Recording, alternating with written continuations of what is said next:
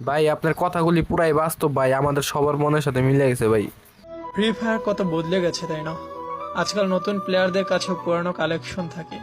আর এক ছিল আমাদের সময়, শুধু ফ্রিতে দেওয়া বান্ডিল ছাড়া কিছুই ছিল না। যখন বাকি তিনজন মিলে সাদা অ্যাডাম বান্ডিল পরা প্লেয়ারকে চেতাতে থাকতাম, শালা নিজেরাও নুব হতাম, কিন্তু অ্যাডামকে চেতানোর মজাই ছিল আলাদা। এক ঘরে বা টাওয়ারে বসে চারজনে মিলে একটা কিল করতাম, আর এনিমির একজন এসে আমাদের চারজনকেই মেরে দিত। কিন্তু জানেন মজার বিষয় কি ছিল?